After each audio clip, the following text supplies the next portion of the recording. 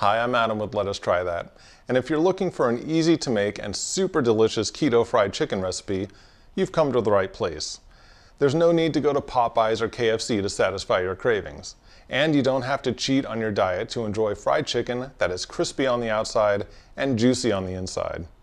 I found this recipe on the Savory Tooth website, and I'll link to it below this video.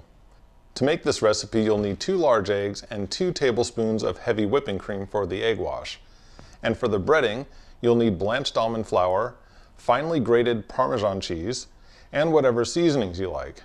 In the original recipe, she uses salt, black pepper, paprika, and cayenne pepper. You could probably cook this by baking it or cooking it in an air fryer.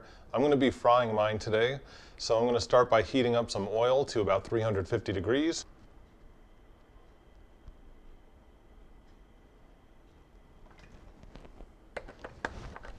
And I'll know when it reaches the right temperature because I'll have a thermometer that I can use to measure the temperature.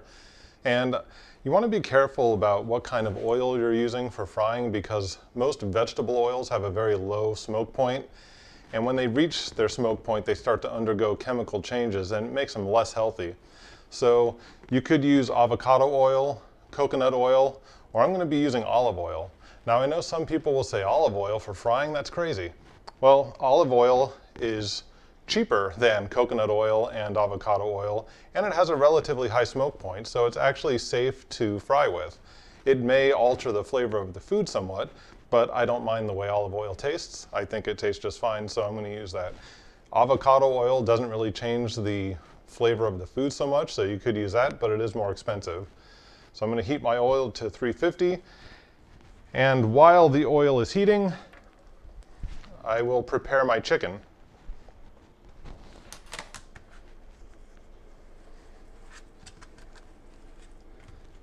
And in the original recipe, she uses 4 boneless, skinless chicken thighs, and they weigh about 18 ounces. I've got 1 boneless, skinless chicken breast here. It weighs about 14 ounces, so it's not quite as much chicken, but when I've made this recipe in the past, I tend to start running out of the breading when I get close to the end anyway. So I'm going to cut this up into strips and then we can bread it. I want the strips to be relatively thin because I don't want it to be overcooked on the outside and undercooked on the inside. So I don't want to have very thick pieces of meat.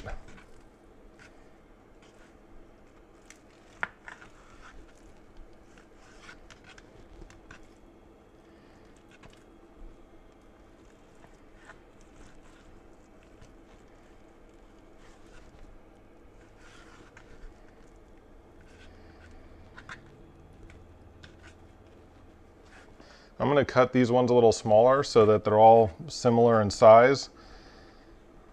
I'll cut these in half.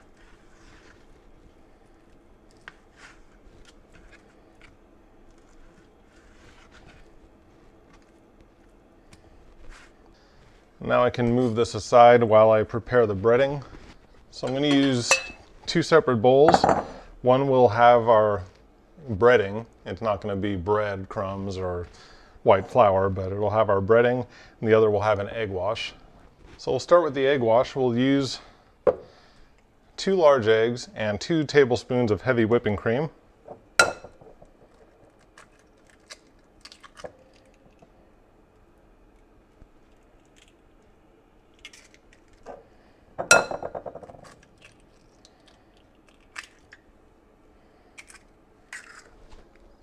Now, normally I would go ahead and measure this out, but I don't have a whole lot of cream left in this carton, so I'll just pour in what I've got. But that would be 2 tablespoons for those of you measuring. And we'll just give that a mix.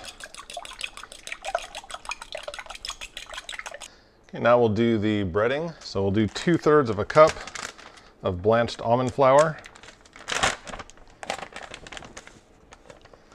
There's 1/3 and 2/3. And we'll do 2/3 of a cup of finely grated Parmesan cheese.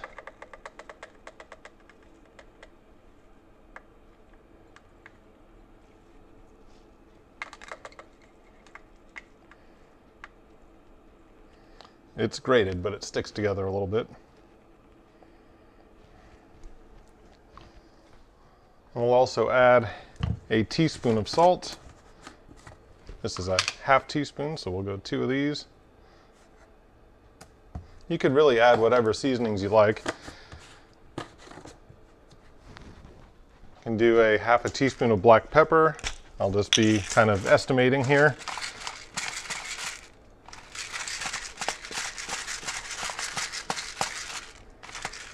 We'll do a half a teaspoon of paprika. And in the original recipe, they also add a half a teaspoon of cayenne pepper, but my wife doesn't like things to be too spicy, so we'll be leaving that out. And we'll just stir all of this together until everything is evenly mixed. We'll try to break up some of the lumps where the Parmesan cheese sticks together.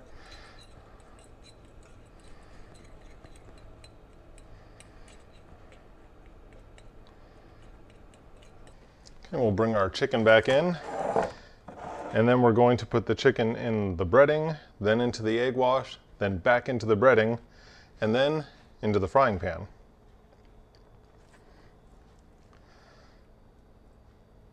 I'm going to coat each piece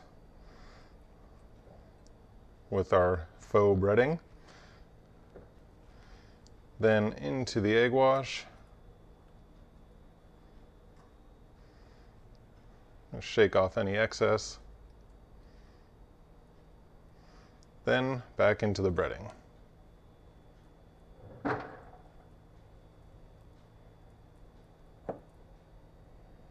And we can check the temperature on our oil. I'm sure it's hot enough by now.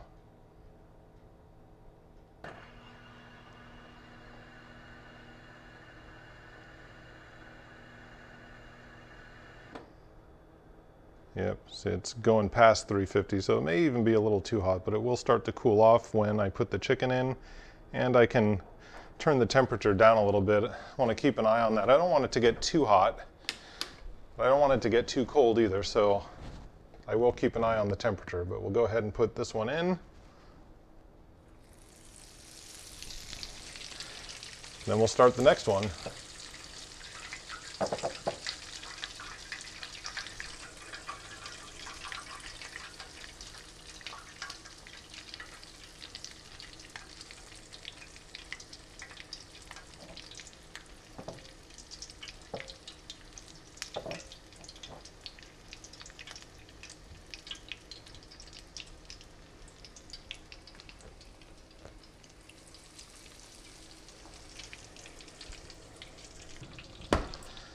Now, if you're deep frying this and the chicken is fully engulfed in the oil, it should only take about 5 or 6 minutes at 350 degrees to cook it. In a pan, it might take a little longer because I'll have to flip it, but I'll use the thermometer to not only keep track of the temperature of the oil, but I can also check the internal temperature of the chicken. Once the internal temperature reaches 165 degrees Fahrenheit, then the chicken is safe to eat. So I don't need to mess with the chicken too much, but I want to make sure it doesn't stick. Sometimes it sticks to the pan and then, you lose all of that nice breading that's on there. We'll let that cook for a few minutes, flip it over, and then we'll check the temperature, and when it's fully cooked, we'll take it out of the oil and put it onto some paper towels to soak up the excess oil, let it cool a little bit, and then it's ready to eat. Okay, I'm going to start checking the chicken. Even though I cut them to relatively equal sizes, they're not all the exact same size. And I might have certain hot spots in the pan where some spots are a little hotter than others, so it may cook sooner. One may cook sooner than the other. So I'm going to check the temperature. So this one looks like it's going to be more than 165, so that one's ready to come out. And we'll just put it over here on a paper towel. And we'll check this one. That one rocketed right past 165. That was definitely done. It's one of the thinner ones, so it kind of makes sense that it's done sooner. We'll check this one in the middle. That's going past 165. It's ready to come out.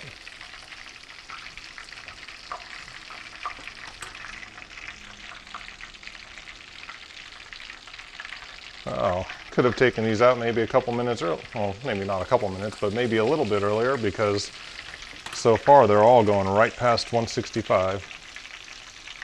Oh, okay.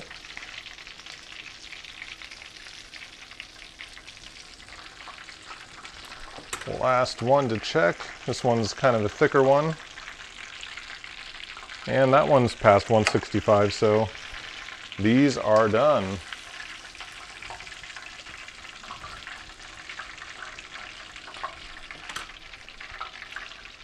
All right, now we can just let these drain a little bit, let them cool, and then they're ready to eat. You can use your favorite low-carb dipping sauce. There's some good low-carb barbecue sauce options out there and some low-carb ranch options.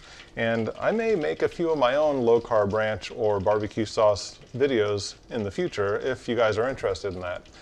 But I'm gonna let these cool and then we can dig in. And that's all there is to it. Delicious, keto-friendly fried chicken that's quick and easy to make. If you like this video, please give it a thumbs up and share it on social media. And be sure to subscribe and hit the bell notification icon so you don't miss any future videos. Thanks for watching, and I'll see you next time.